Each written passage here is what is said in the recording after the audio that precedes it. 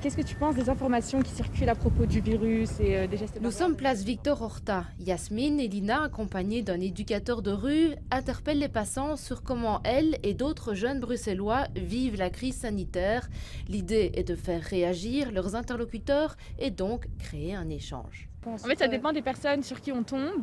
Et c'est vrai qu'on est fiers quand on voit un peu les réactions des autres, quand ils apprécient nos vidéos et tout. Comme tant de jeunes, Yasmine, Lina, David et Aitem ont pris les restrictions sociales de plein fouet. Anxiété, repli sur eux-mêmes, les maux dont ils ont souffert étaient multiples. C'était un peu compliqué de trouver des jobs étudiants. Avec le Covid, il y a plein de personnes qui ont perdu leur boulot. Ça a stoppé notre parcours scolaire, entre guillemets. Et ça m'a pas vraiment aidé. Je me suis, entre guillemets, je suis resté à la maison, j'ai pas fait d'activité ni rien, j'ai pas essayé de reprendre ma vie en main. À ces adolescents, c'est la possibilité aussi de s'exprimer qui leur a manqué.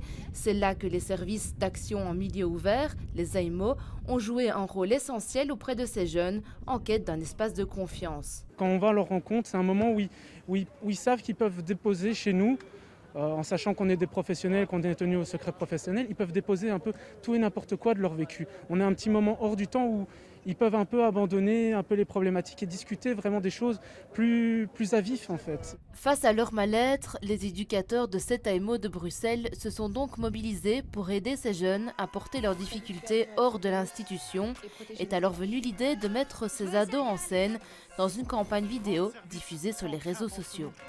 Rien n'est possible, on reste trop dans sa bulle. Et donc on va avoir une espèce de dialogue entre la rue et les réseaux sociaux qu'on espère le plus fertile possible pour qu'on puisse créer un événement autour de cette parole, qu'elle soit entendue dans les médias, qu'elle soit entendue chez les politiques et que ça puisse servir de matière première dans les discussions où on va arbitrer une série de choses au niveau du déconfinement. Cet appel sera-t-il entendu par les autorités compétentes? Difficile aujourd'hui de le dire, mais David, Yasmine et les autres ont l'espoir que leur initiative renforcera les libertés de tous et la solidarité dans notre société.